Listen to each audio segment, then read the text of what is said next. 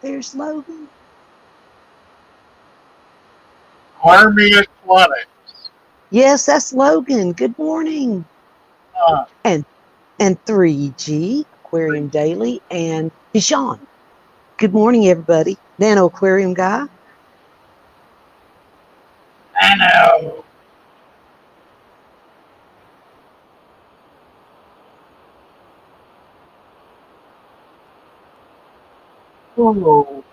Oh, Tigress. James Green. And Alan, too. Good morning. Hey, Ellen. Talking about you this morning. Feeling healthy Oh. by leaps.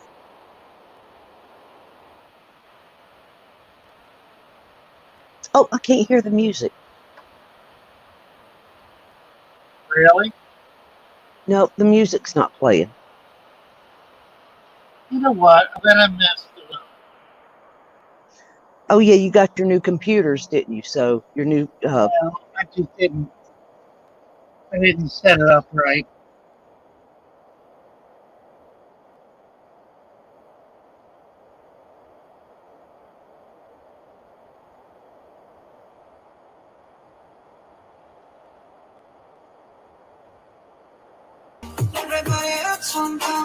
How's that? there you go. All right.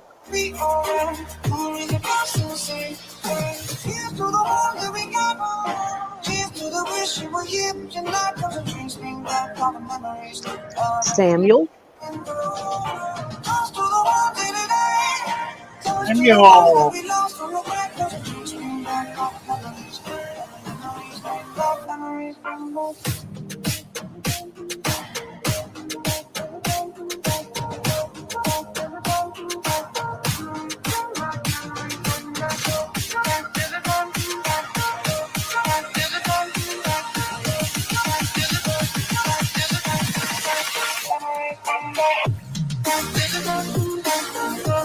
Ian. Love it.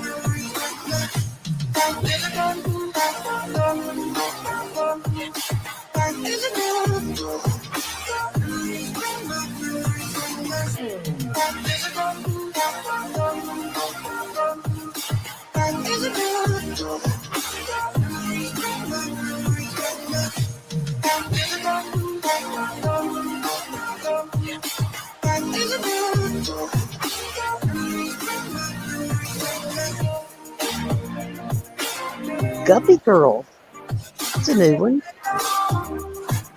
Happy girl. Love to love.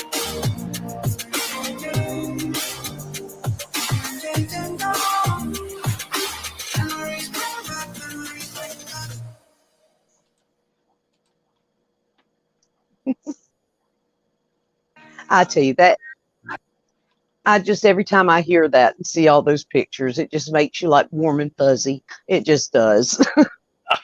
Yeah, and It's you the never greatest really intro ever. you never got to see the shop.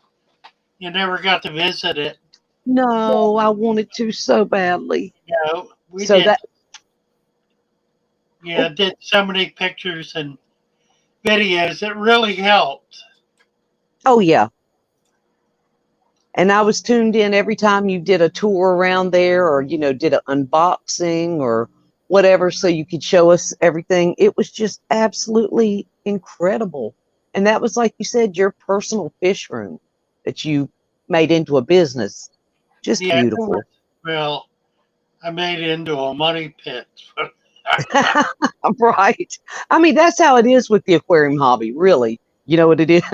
Oh Same yeah, thing with same thing with horses. I used to have horses and it was just a money pit and I loved them so much, but it right. was it was hard. It was hard to really make money with them. Ian's Samuel, at work. Samuel, nice to see you. Nano Hopefully Aquarium Guy, Aquarium Daily.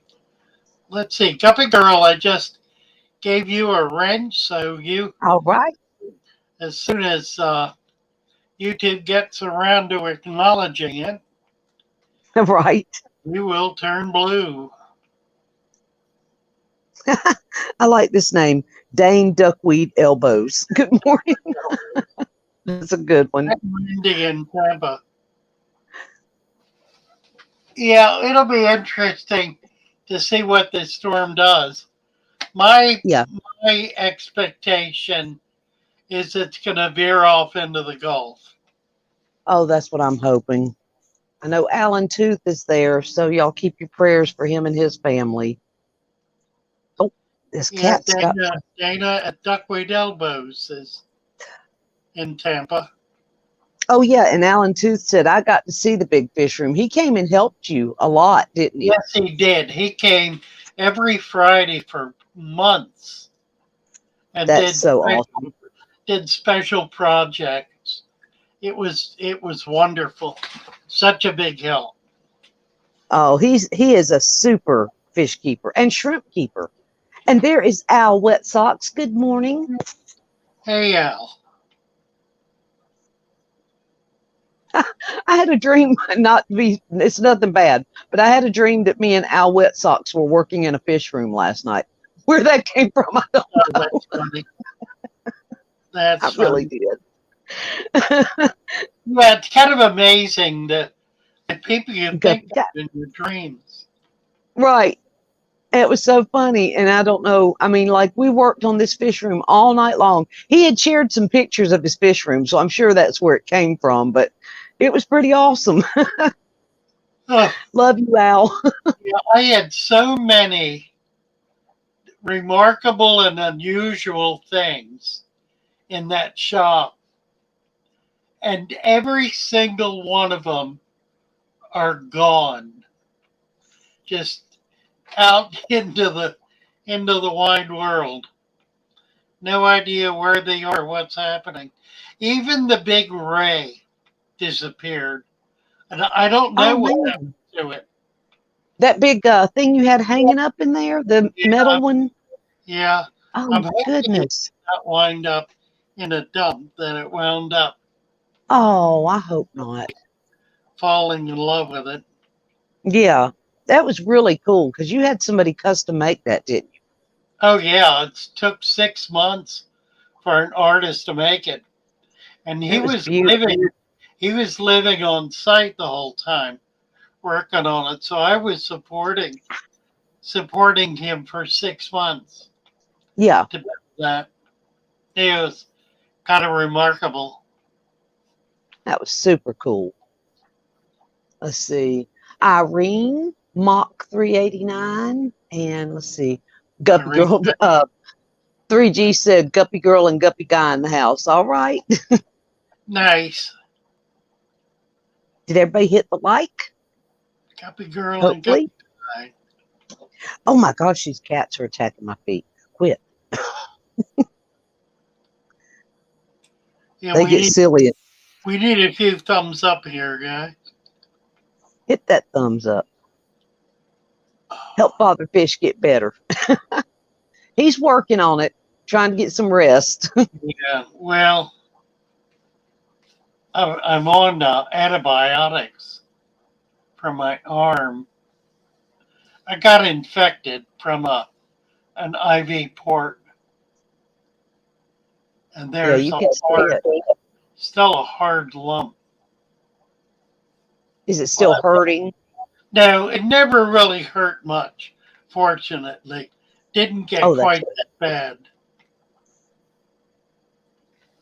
Let's see here. Here's Alan Tooth right here.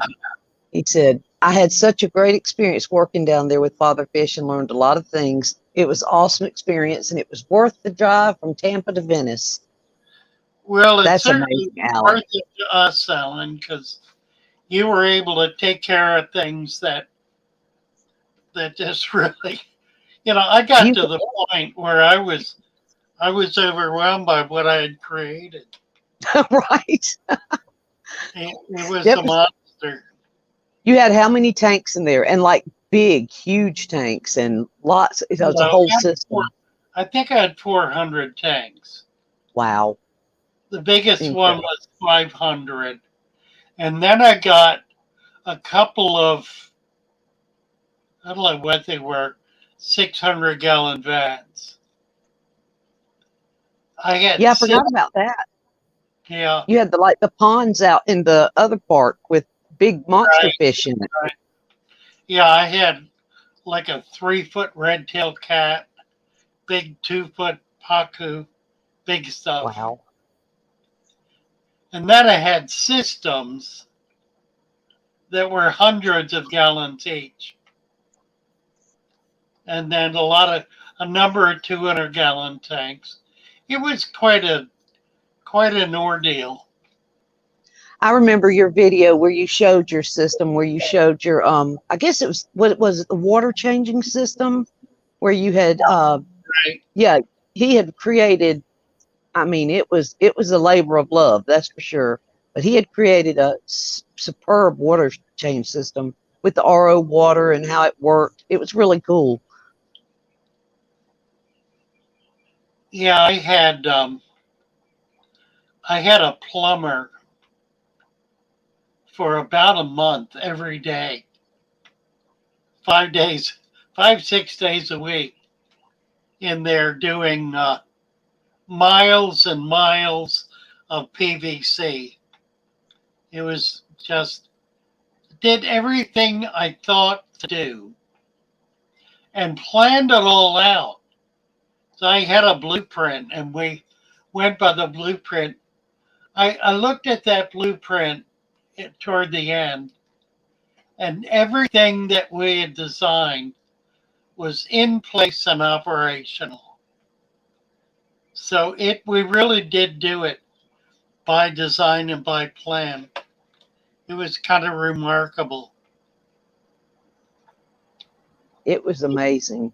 Absolutely. I'm just going through and seeing if we've got any questions. Just But trying to say good morning. the big test, of course, was everything was deep substrate natural. So it was really an attempt to figure out the best way to be able to keep natural aquariums. And we were doing it with multiple systems. So there were a number of different systems.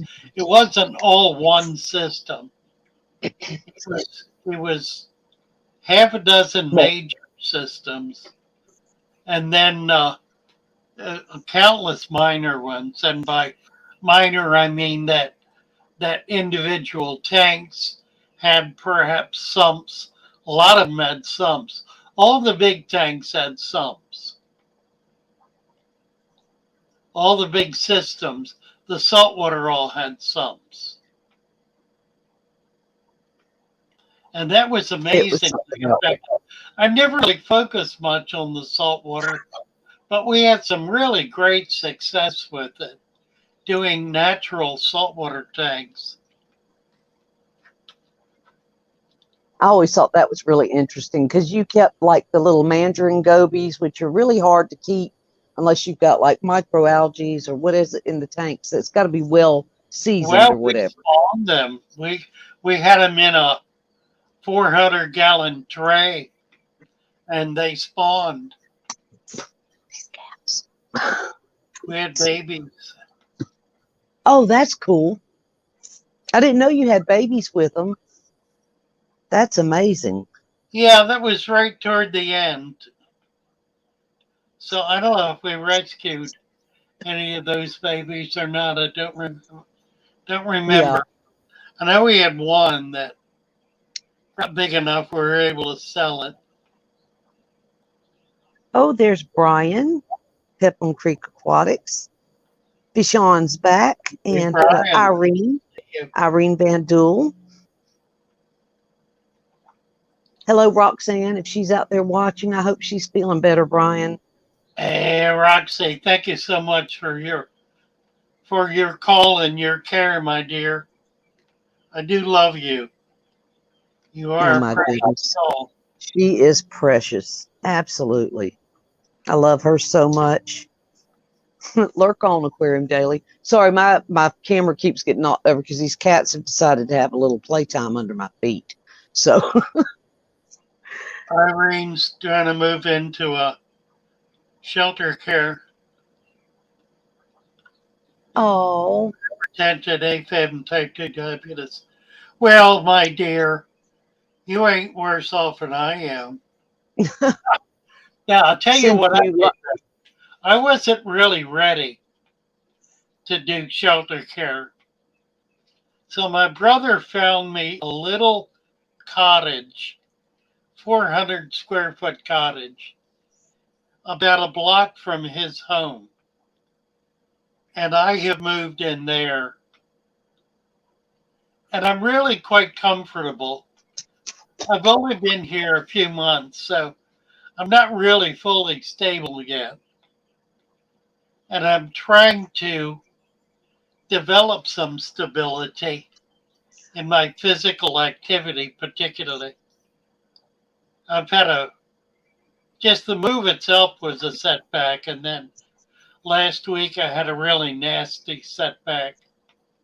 I'll tell you, I, I started bleeding internally, like gastro bleeding. And it stopped after a few days and being in the hospital and being off the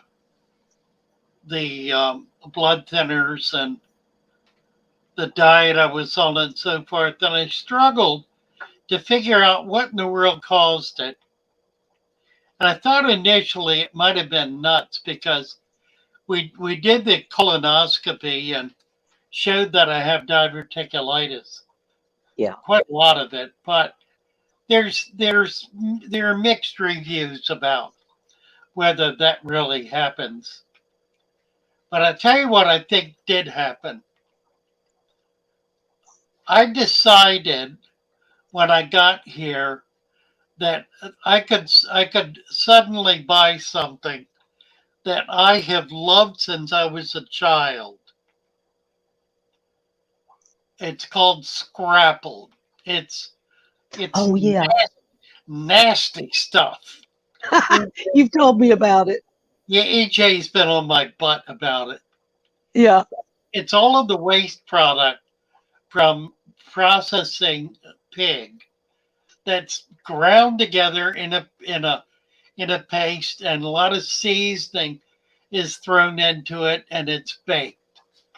And you heat it up, and it's highly seasoned meat. Well, I had that every day for weeks, and I think it wrecked my gut. Oh, yeah. I really think Good, that did it. So I good am possibility. permanently off. Because boy, I don't want a recurrence of that. It was Yeah. really bad. I wound up getting 3 pints of whole blood. My blood was dangerously, Yeah. dangerously low. It was pretty bad. Big Oh, Ed. there's Yeah, Big Out. well, I do have a new email. In fact, I'm gonna have.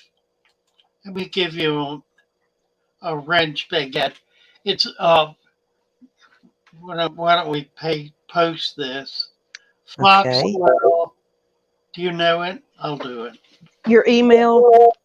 Yeah, I'll do it. I got it. Let's see. Okay. And there's EJ. Yeah, she says season equals salt. Right. That's the biggest problem is the salt. Yeah, probably. Okay, there's my current email address. Now I have a website. We don't have email hooked up to it yet. Okay.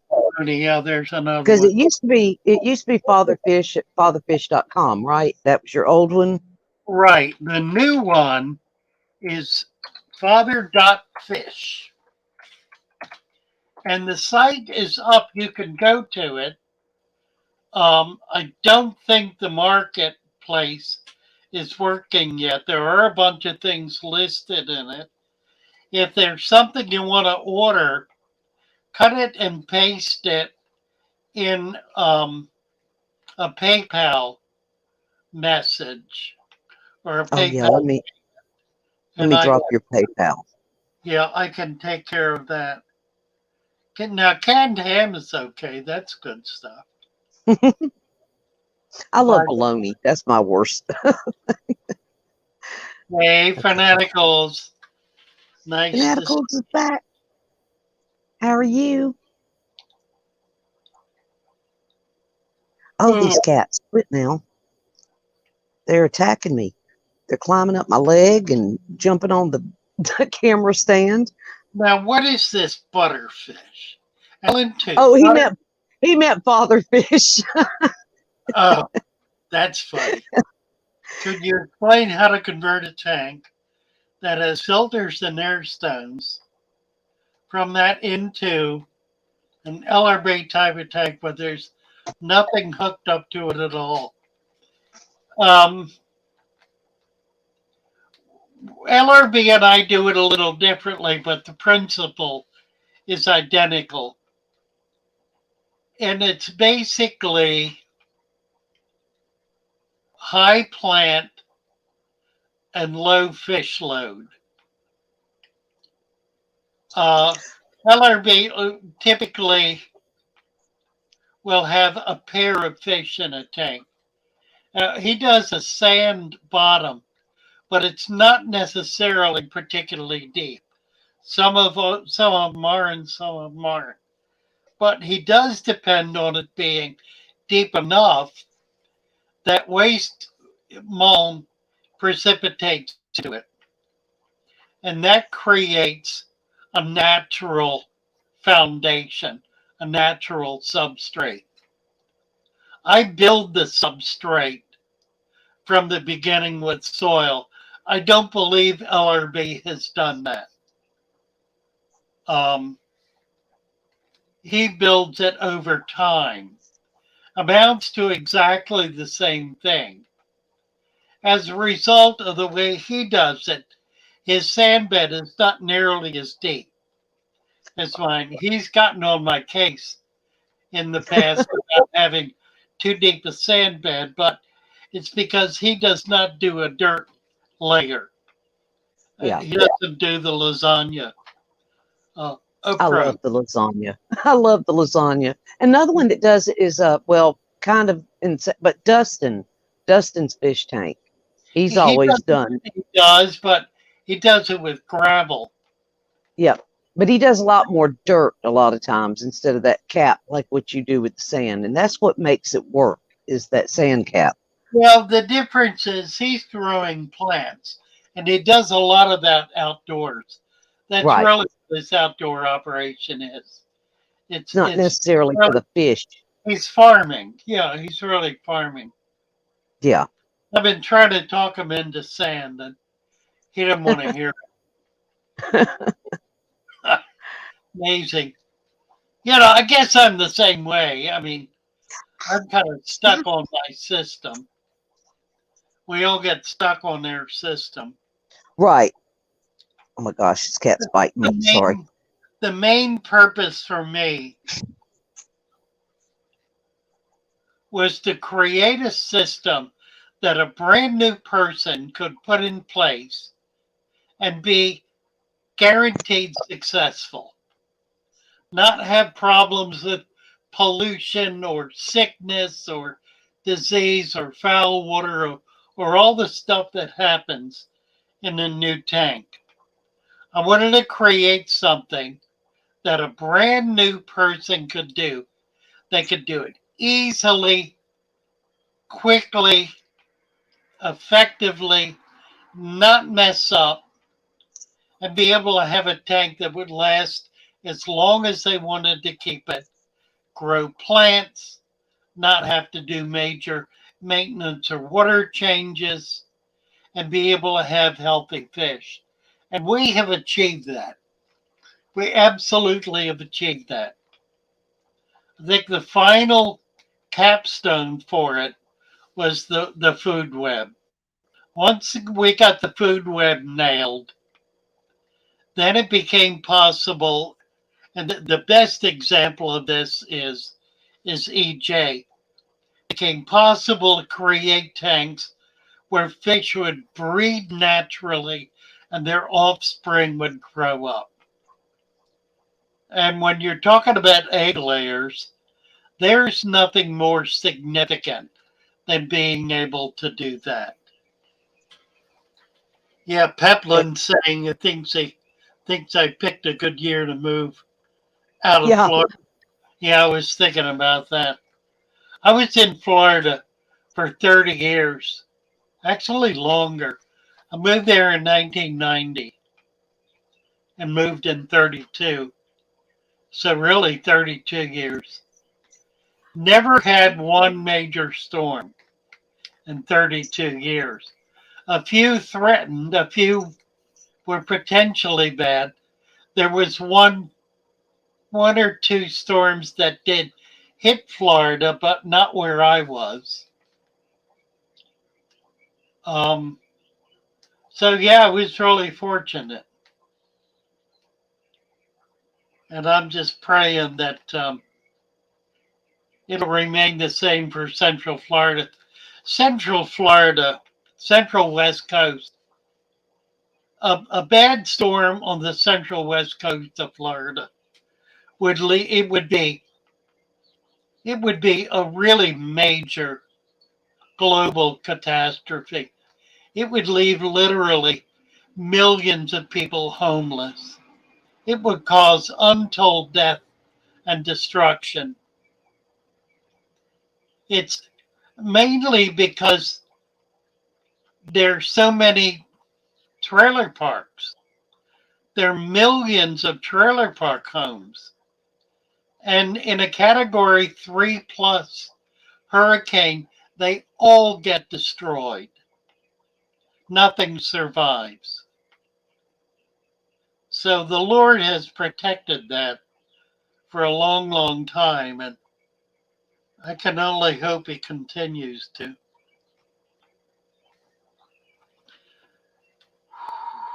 I was going to say Alan Tooth's mom and stepfather are close to where, all the flooding's supposed to happen and stuff. Yeah, that's So right. our prayers are with you, Alan, and your family. So Man, let me stick with this Alan Tooth thing a bit because there's really more to it. Um, okay, so you want to do a conversion. You need plants that are growing well and not a large fish population. Now, if you have a lot of fish in the tank, my recommendation is to move toward sponge filters. That provides circulation and it takes up excess nutrients. Those filters should be cleaned about once every 6 months. When they get hard and heavy to the point where they're just thick with mold, then take them out. I used to put mine in a washing machine, but I had a dedicated washing machine that never had soap in it. So I don't know if you can get away with that in a regular washing machine. But you can wring them out real good. Just squeeze them in a bucket of water till you get them pretty clean, and then put them back in. Um, Once you reach a point where you've got the tank literally thick with plants, if there are more than say 5 to 10 fish per gallon, then you're you're at a point where you might be able to get away with not having the aeration. I tend to keep it. If you really want a tank with no filtration and no aeration, then the way to do it is to set it up as a deep substrate with plants and one pair of fish or a small colony of perhaps half a dozen fish, depending on the size of the tank. If it's a 10-gallon tank, no more than 6 1-inch fish. And they will do fine with no filtration and no aeration. They should even be able to spawn in there. Beyond that, you can have more fish in a larger tank. The more plants there are, the more fish you can have. A deep substrate is critical to plant growth because it creates CO2. As waste breaks down, it's converted in that substrate into carbon dioxide, which is taken up by the plants and released as oxygen in the water. It does photosynthesis using the CO2 and the minerals that the deep substrate has been able to create through the bacteria, microfauna, and fungus. So it becomes a fully balanced system. Now, by adding leaf litter on top of that, you're creating a food web for microfauna and for baby fish so that you don't have to keep adding food. If you have small fish in there, you don't need food in it. You can do by maintaining the leaf layer, the leaf mulch. Two things about that. I got an email today from a guy who wanted to do leaves from his backyard. And he said, "Is that okay?" Of course, it's fine. You can do that. The issue of using wild leaf mulch from a body of water is that it contains all of the microfauna and microflora that are needed in order to be able to kickstart the biological system. That does not happen automatically. There are 1,000 species of bacteria in 1 cup of wild mud. You can't get that by simply having the tank open to the air with the occasional plant or water or fish that you're going to put in. It will take literally years, like upwards of 100 years, for that to become what it is, what it has become in nature in the wild. So to do this successfully, it is critical to bring some, don't need a lot, a starter culture of nature into your aquarium. That kickstarts your aquarium. You can do it more slowly, but you're never going to get there. You're never going to have a fully developed system unless you start with starter culture from a fully developed system. Now, GARF, Geothermal Research Foundation, Aquatic Research Foundation, they built their own what they called miracle mud. And they built it by bringing in material from all over the world, primarily bacterial material, mud from mangrove swamps. This was a saltwater system. They brought in all this material literally from all over the world, combined it together, and created an environment which they then were able to seed out to other tanks and other systems.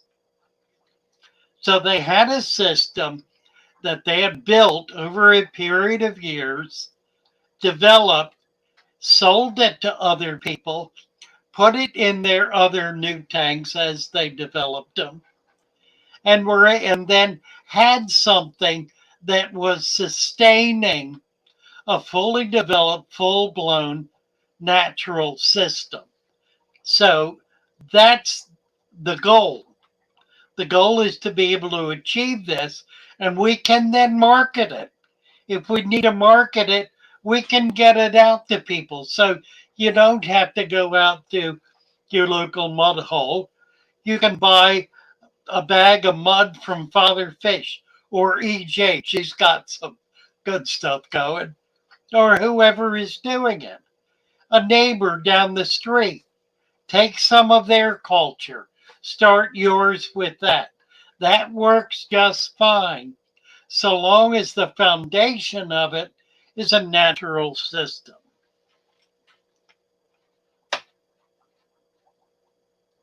Okay. EJ doesn't like that. Oh dear. Yeah, let's see. Uh Lori's posted the ingredients for the um yeah, this is important too. And it's something that wild culture is only part of the story. The other part of the story is is the dirt layer, and that dirt needs to contain some basic elements. What I have been doing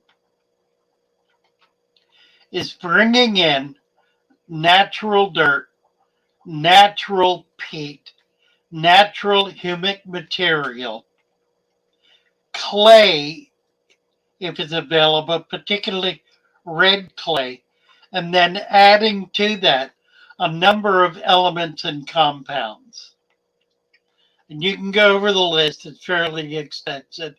It amounts to about 10 things, some of which are organic, like um, worm casings. Here's a J. She gonna give me what for here. No, I'm not. I just wanted to. Sarkota was asking earlier about how deep a substrate has to be before the plants can get, or before the plants can get to the dirt. And I just wanted to show that this is a little 3-gallon bowl. I've got some red cherry shrimp in here, as well as some elasoma, not elasoma, formosa. But I wanted to show, in the matter of a couple of weeks, this is the root system. It's almost 3 inches. It's just a little bit of dirt on the bottom. You can see that the plants have done their job, and they've just reached all the way to where the root system's supposed to be. Can you guys see that? Yeah. Oops, sorry. So how much dirt is in there? Oh, very thin layer, because it's a 3-gallon, and I've experimented with different layers of dirt, and I have to be very careful with the nutrition, but it's maybe like half an inch on the bottom, maybe. And I put in there, Right. yeah, and then I put in there some supplements, a little bit of, a little bit iron, a little bit of fertilizer, a little bit of potassium, and things like that, but very, very little of it, because I didn't want it to overwhelm the system. And it's working pretty well, but this is a great example of how it doesn't matter how deep the sand layer is, it's actually a little more shallow in the front, but it's really, without moving too much. In the back, there's more of a sand layer. Without moving too much. There we go. I know it's like upside down, but yeah, the plants have all done their job, and Nice. this is the result. Yeah. Hi there, buddy. Actually, That's that's a great. girl. Thank you, EJ. Yeah. So, anyways, I just wanted to help answer Sarko's question before it gets lost in the mix. Good. Well, I appreciate it. Yeah. So have a good morning, y'all. I'll begin on the stream. Bye. Bye bye. See you, EJ. See, there were some other questions. Well, she got Sarcos because that was the next one I had. Let me finish up uh, Okay. where I was. Oh, We yeah. talked, And where you're on this, Guppy Girl was asking about worm casings in place of dirt. So that'll go along with what you're talking about, too. can't do it in place of dirt because mainly because it's too rich. You need. I usually use three materials. I use potting soil, uh, sphagnum moss, Peat, or what's the other stuff called? Canadian peat peat moss, moss. and black cow or some kind of Mhm. manure. Yeah.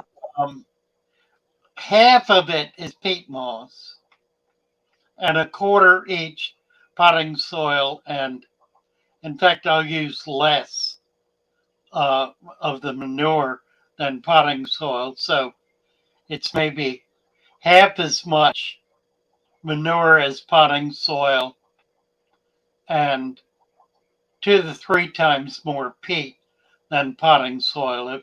I'd like you to figure out those. And Yeah. then add to that, you want to wet that, but add to it some minerals. Um, if you have access to red clay, dissolve that red clay in water, get it, liquefy it, and mix it in. You don't need a lot, a few cups typically. Mix that in with the soil. And then that'll give you iron as well as a lot of other minerals. Clay is the best source of mineral and mineralization that exists in nature because that's what it is. Unfortunately, it is so dense that roots can't grow into it, so they can only grow around it. So you want to dissolve it and mix it in with other soils in order to make those minerals available and accessible to plants. And then take a look at my list. You can kind of play with that. Bone meal and blood meal are important. Bone meal for calcium.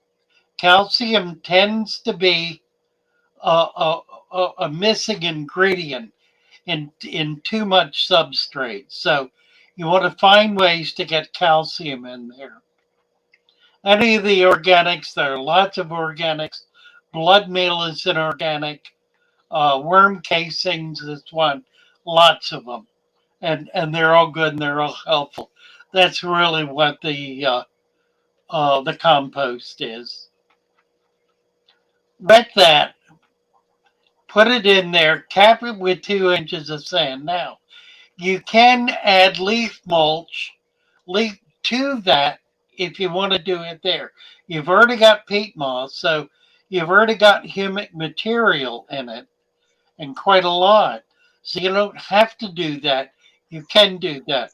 A better idea is to mix some leaf mulch in with the sand, particularly the first inch as you put it in.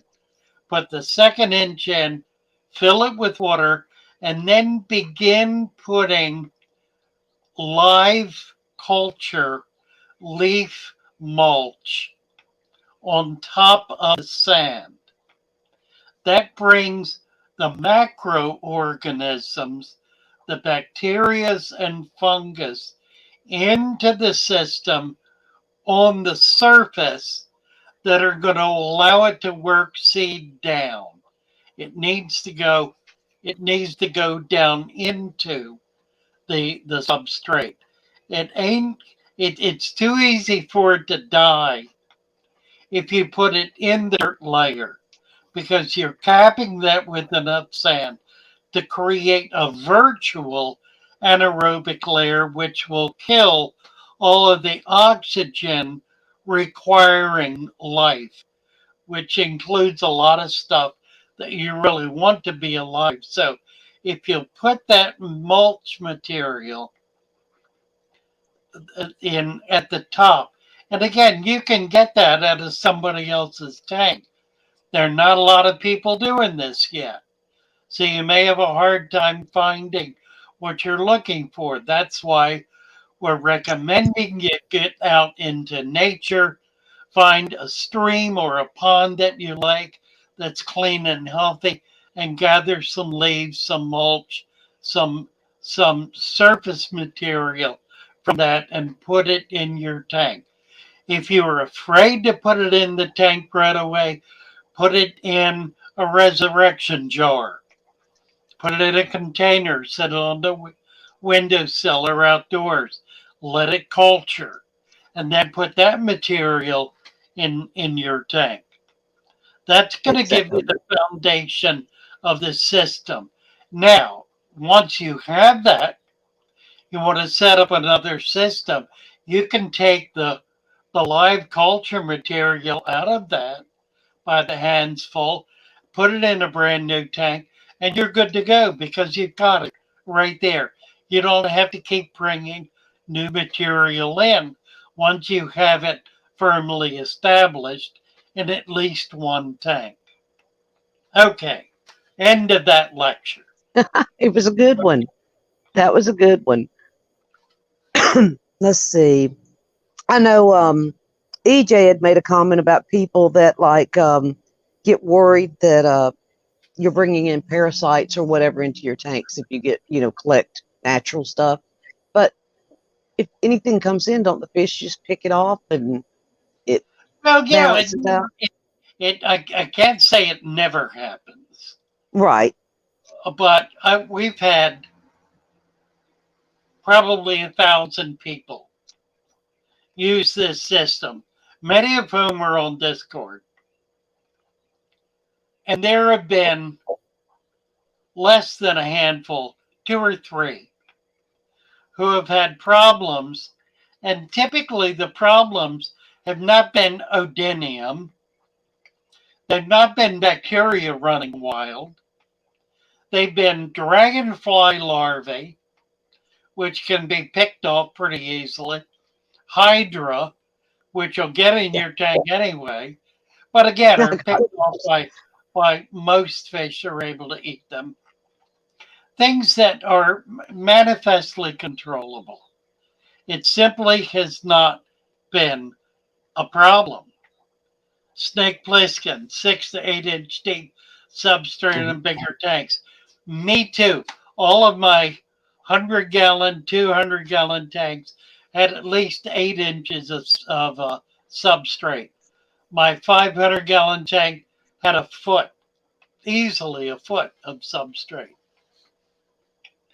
Big Ed. Mhm. Can't find marine calcium powder and the diatomaceous earth. Can I make my mud without it, or should I wait until I find them? Have everything else. Um, Go to a health food store and buy a container of calcium powder. They'll sell it as a supplement. The diatomaceous earth, you can get that at a health food store too. You can also get it, I think, you should be able to get it at a pool filter store. They're both kind of critical, so it's good to be able to have both. I You see. can crush eggshells if you Yeah. can get access to chalk, common chalk, basic chalk that's made out of calcium and not plastic or wax. Um, the calcium powder. You can find that. It'll be available uh, on Amazon. You can certainly get it on Amazon. It's not particularly expensive either. Look for a bulk quantity. There's Yeah, Phil. calcium's important. Calcium's really critical. Diatomaceous earth, not so much. It does have some minerals in it that are beneficial, but you can get them from other things. Calcium's a tough one. Just trying to think what else. Really, not much. I mean, eggshells, oyster shells, that sort of stuff. Oh yeah. Cuttlebone. What about cuttlebone that you give to Kettlebell, birds? yeah, and the way to do the kettlebell. Okay. So bone meal, Oh, there you go. Yeah. calcium. Yeah, knew it was in there somewhere. It's had to It was in there. bone meal. Thank you for the Let's for the. I see Snake Piskin's asking, will corridors eat my tetra eggs? I took all my cories out of the tank. Yes, every fish shop tells me I'm crazy for using wood and leaves from natural sources. Yep, of course. Fish stores aren't going to tell you all this good stuff Father Fish does. Yeah, But really. Yes, they will. yeah, They'll they'll eat eat them. every egg they can find. Little Um, snacks. And right. there's Where is Brian. where's that? Oh, Brian said crushed oyster shells for chickens is a cheap source of calcium. Exactly. There's a Oh, snake. and shrimps and nano fish tails. Good morning. Yeah, fish shops. People who run fish shops are paranoid. They're paranoid. It's what I discovered running a fish shop. I set up all of my tanks as natural tanks. Now, occasionally, I would get ick. And because my eyesight's not great, I would lose fish because it was in there for days without my seeing it. Yeah. And once in a while, I would get odinium, same problem. They came in with the ick. I mean, who knows how you get that? That the odinium came in with other species. Um, I, it's both of them are pretty easy to deal with if you catch them quick. If you let them go crazy for a week, it's a losing battle. And that's the problem with most fish stores. They get large quantities of fish in, throw them into an empty tank that has maybe a little gravel on the bottom, no dive plants, no nothing, and then start selling out of them without really paying much attention to what's going on. Once they start pulling dead fish out, they realize they have a problem. So they'll dump a lot of medication in the tank and quarantine it. So you go down the line, you'll see yellow tank, green tank, blue tank, medicated, medicated, medicated, because they haven't caught it at a point where they could deal with it. And that happened because they're not trying to maintain a natural environment. They're trying to maintain an optimal sales environment. They're trying to put as many animals as they possibly can in a bare, sterile container of water, so they can sell them out of it as quick as they can. It's an act of insanity. So you have to Oh, realize that most fish stores operate based on panic mode, paranoia, and insanity of the fish stores that I've been in throughout my life. Hundreds. Just trying to think how many. Maybe two.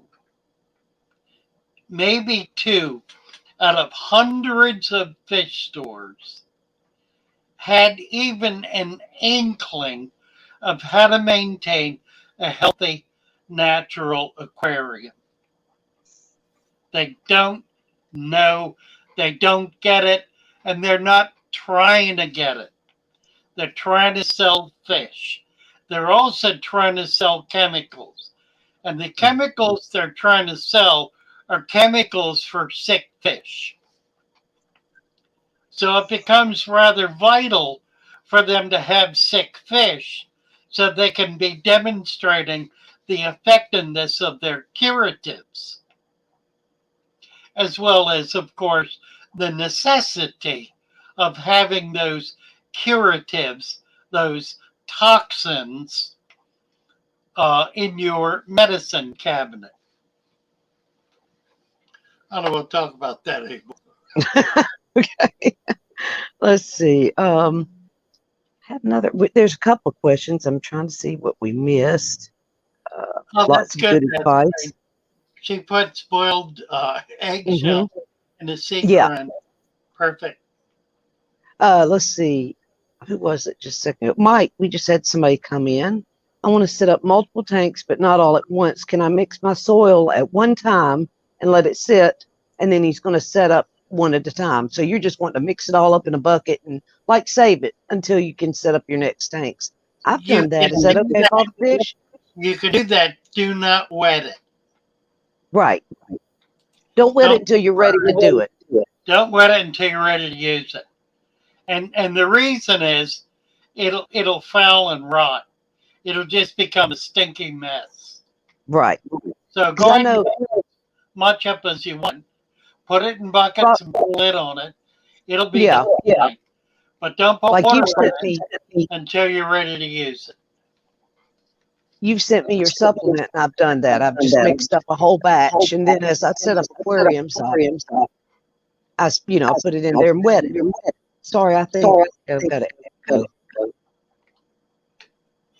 Atkins, I'm talking about dedicated quarantine room.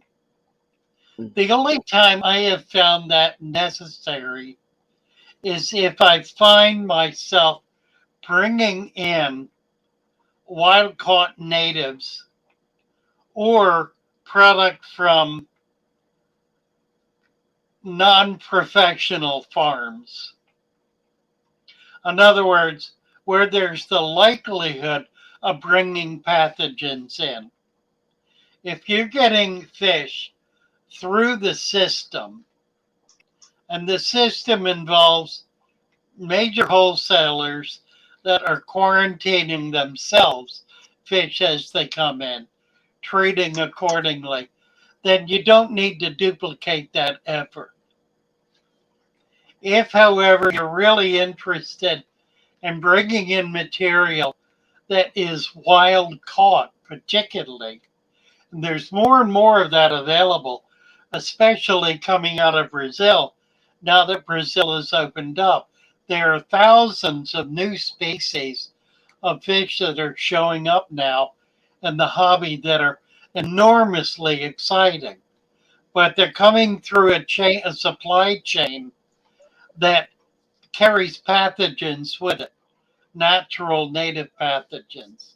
So quarantining in that sense becomes critical. Let's see. Johan's here. Johan, am I echoing? I'm sorry. No.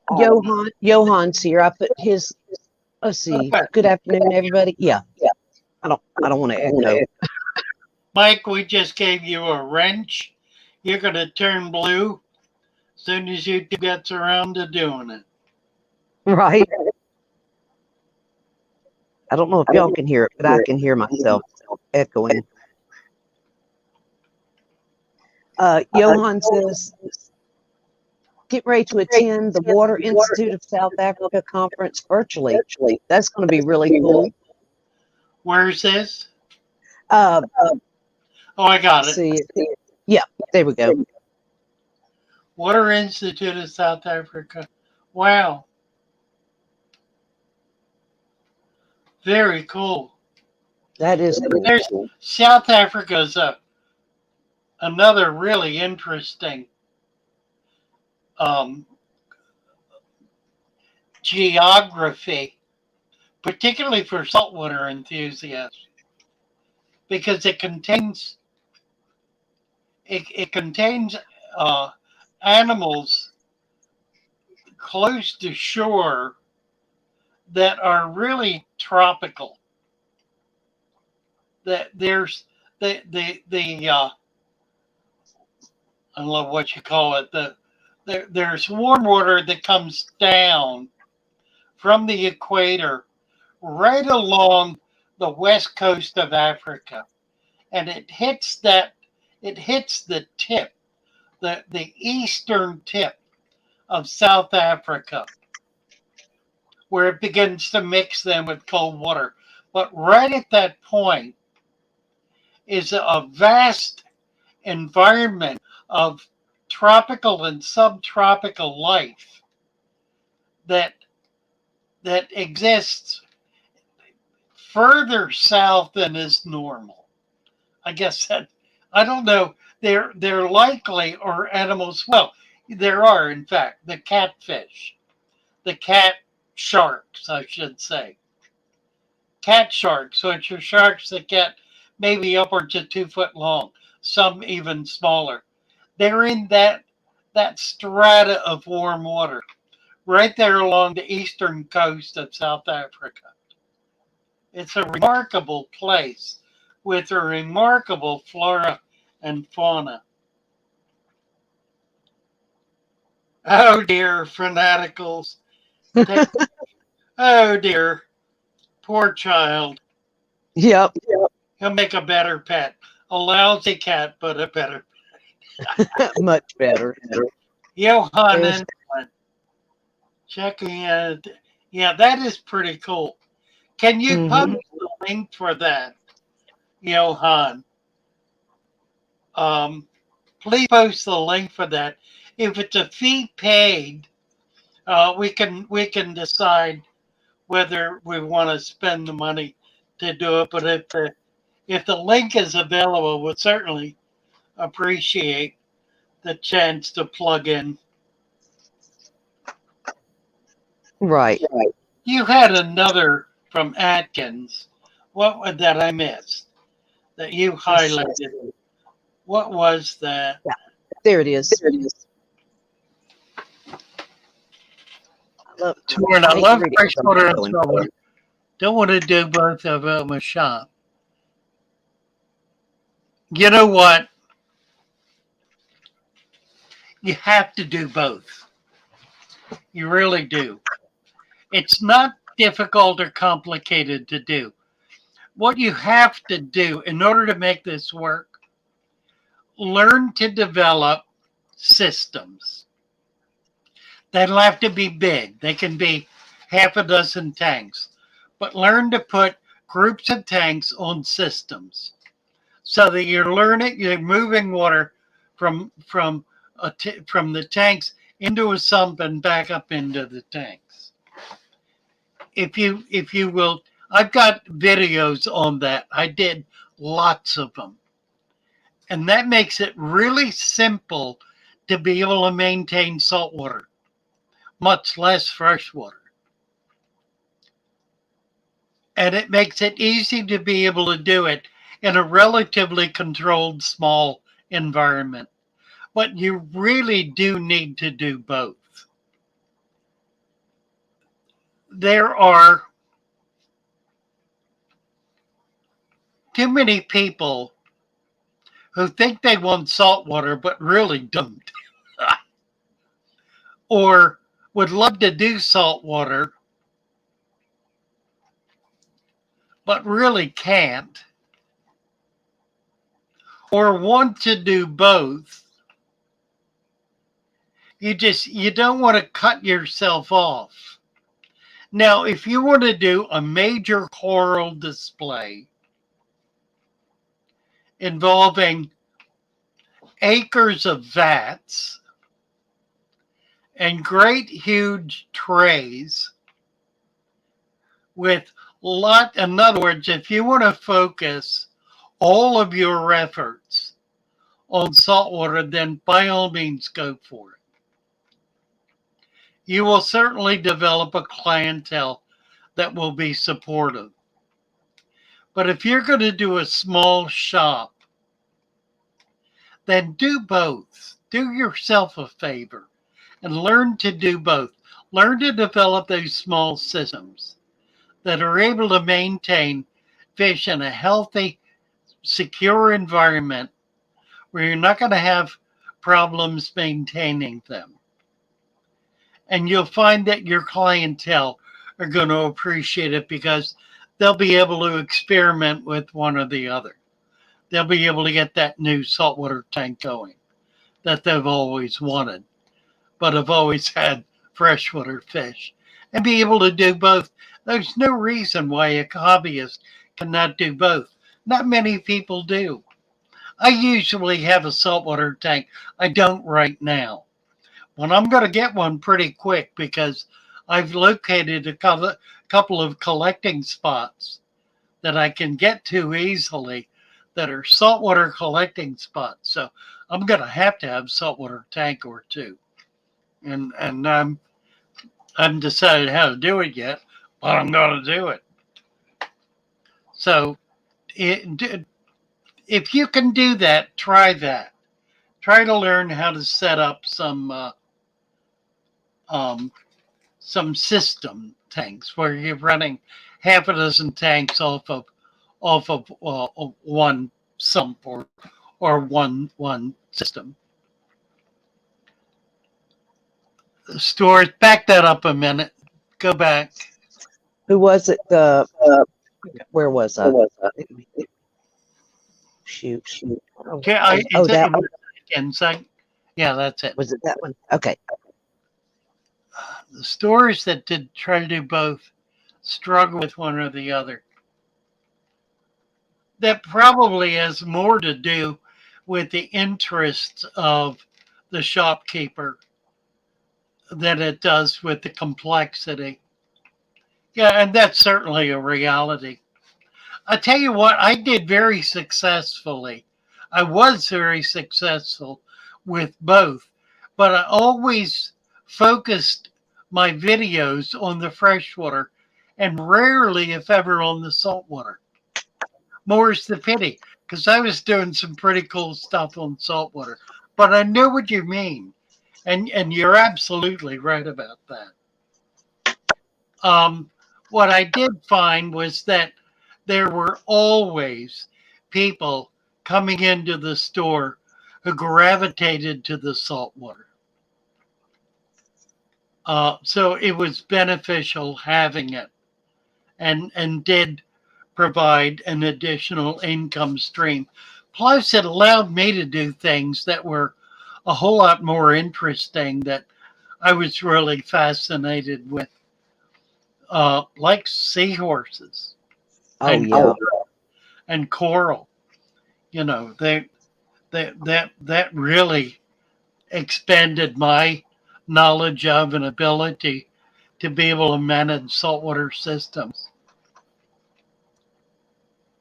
Let's see, Chris. Gosh, I'm sorry, I'm echoing, so I'm having a hard time reading them to me. I'll put it on the screen for you. There's another question. Can you use only sand as the thick substrate with guppy grants for 20 gallon? No. It'll take you a year Take a while to get there, and there's no benefit to doing it. You can you can do the Lucas system, which is 1 inch of sand in a 20-gallon tank, and a few fish. You can do it, but it'll take you a long time. It'll take you upwards of a year to make that happen. That's like just doing a tank with Java moss or different epiphyte plants like Anubias or stuff like that. Yeah, here's Atkins is saying the competition. That's right. If you're the only one doing saltwater, then you've got a draw that nobody else has. And that's a big deal. Hey, Big Ed says, can you put leaves in a saltwater tank? Good That's an question. interesting question. Yeah. You can. It doesn't hurt, but it doesn't work quite the same way. It does and it doesn't. It does and it doesn't. It's not natural. Let me flip that. What research has indicated is that all or virtually all freshwater environments are completely dependent upon leaves from trees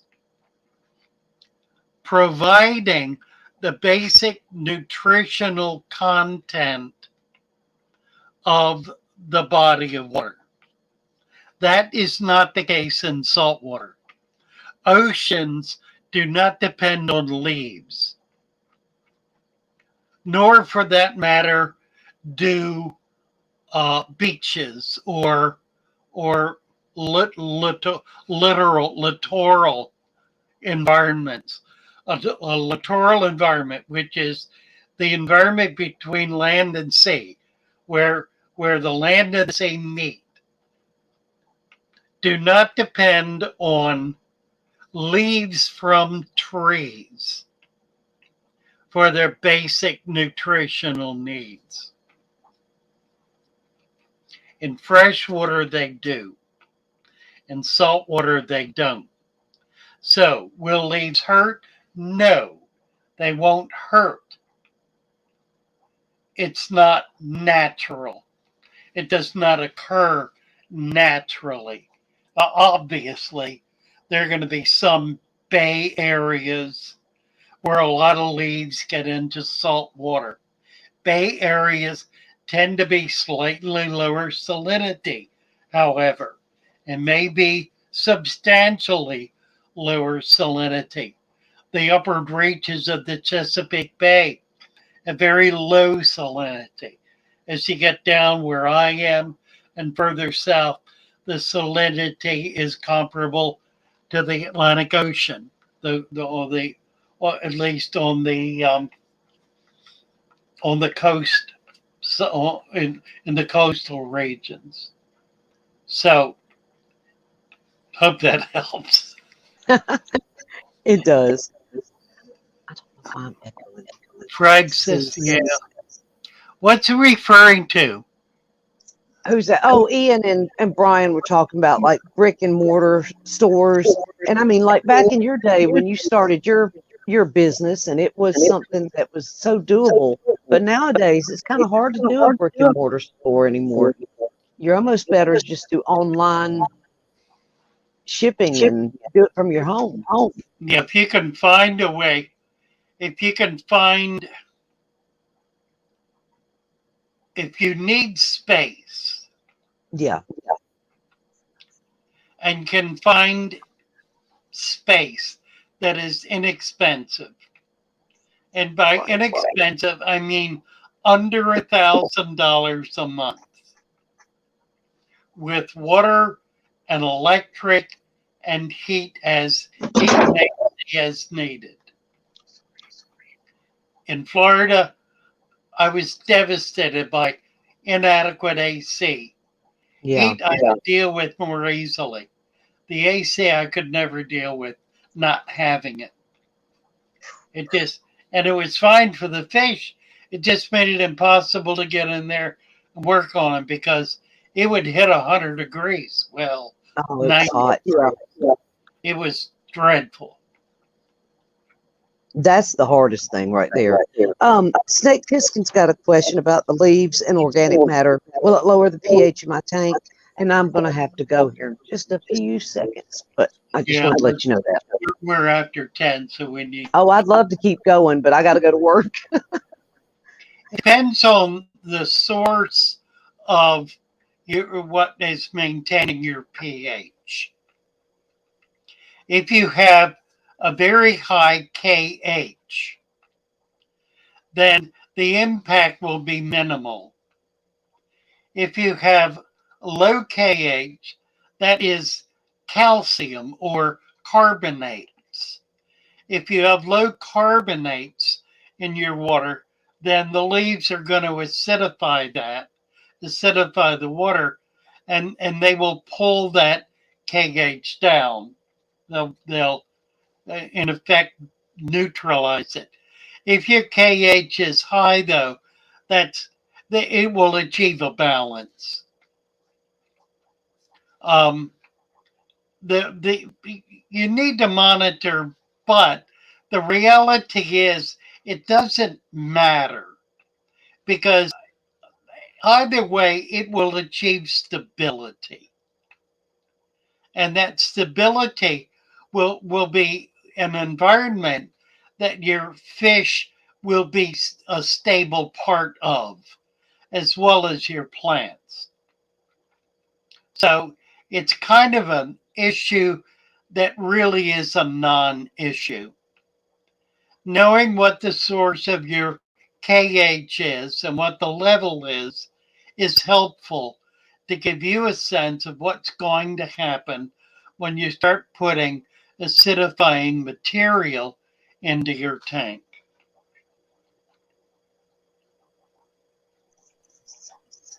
Right. Oh, I know, Mary. It's true. The fish stores were magical places Oh, when I was a kid. But I tell you what, the very first fish store I ever visited was the living room of a fish keeper. yeah. They had a bank of tanks sitting on their wall that they were selling out of. So Just you can when do, you're a little kid, yeah, yep. when you're a little kid and you see that, Man, it just like makes your heart just like, you you know, know, you're in love, and I period. knew I could do that. I could do that. I can do that. I can do that. Yes. Right? Oh my gosh. I couldn't even imagine like walking into your shop when I was a little kid. You would have never got rid of me. I would have been in there every Uh, day. there were so many people who fell in love with that Oh, shop. yes. Well, I'm going to have to get off Daily. here. Oh, Okay. sorry. Yeah, go ahead. But I'm going to have to go because I've got to be to work in like Okay. 15 minutes. So I love you all. You Thank you. keep going, Father Fish. I'll be listening in. Y'all have a wonderful day. Oh, wait a minute. I don't want to end the stream. How do I get off here? I No, might just leave it running. just hang up. Right there, she goes. I'm We're not going to touch any buttons. good. All right. Good idea. Let's see now. We don't know until she's really gone. She's gone, I think. Let's see, who was it? Where is this? Aquarium Daily. Landlord offered me a shop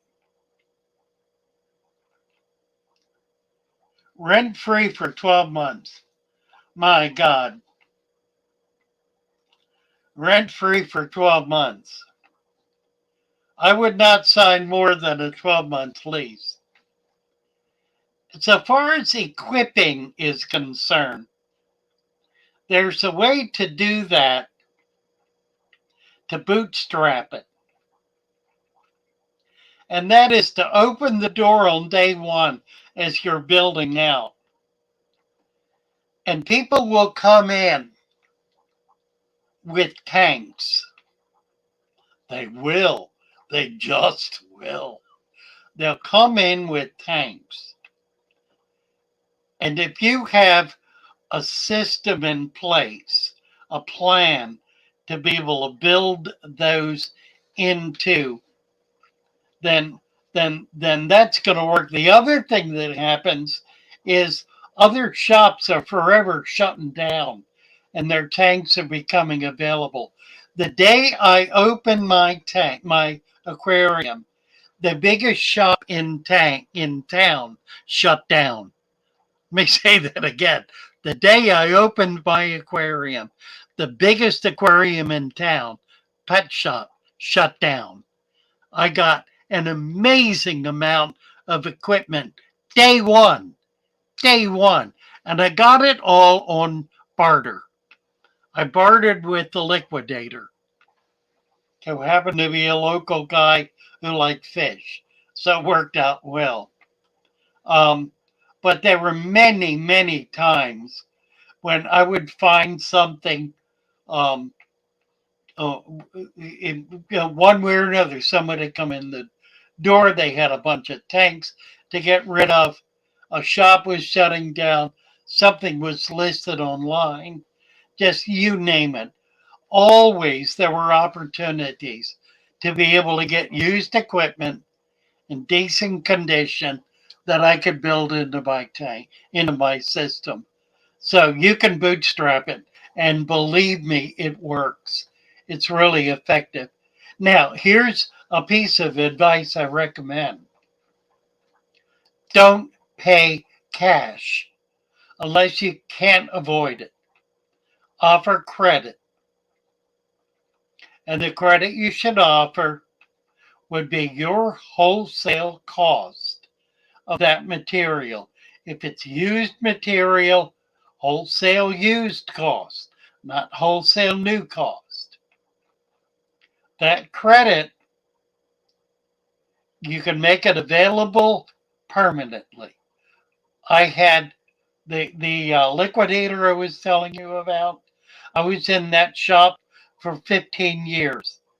For 15 years, he was coming in, buying small amounts of this, that, and the other thing. He never walked out with $1,000 worth of anything. Not even 100, really. But he would get a fish here or there. It was a place he could go to and do shopping, pick up a few things, and walk out with them without any cash layout. It worked well for him. It worked well for me. Um, Believe me, that's very, very doable. I don't think I had more than 25 brand new tanks in my shop out of the hundreds of tanks. All of my big tanks were used tanks, every one of them. And I had big tanks I was selling. I could have had more. I had an enormous amount of tanks coming through the door, particularly once people found out I was interested. Now, the other thing it did was it created a market.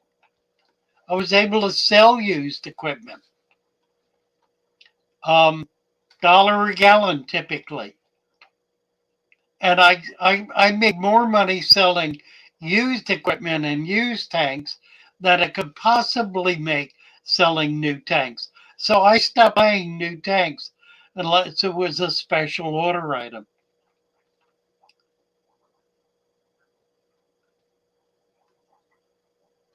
Shrimps and snails and nano fish tails with saltwater tanks and organic matter breaking down. Isn't that going to be a nitrate issue for saltwater fish? Are you talking about? No, not if you've got a deep substrate, and not if you have adequate organic material culture thriving in that system. You can't do it day one. It'll it'll foul. You have to have the basic living structure. So I would do the same thing because I was living near the Gulf. I'd go out and get wild material, mud, water, sand, rocks, whatever detritus, bring that in and set it up in the new systems. I would buy live rock from a fellow in Tampa who would sell rock that he had cultured in Tampa Bay. It was loaded with all kinds of living organisms. Bring that in, put it in the tank. Perfect. So yeah, you have to establish that. You've got to establish live culture in your saltwater system, either before or as you were including organic material.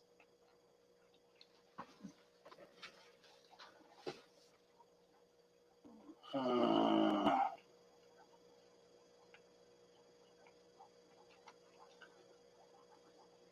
We've got a lot of Atkins. Take care. Nice to have you here.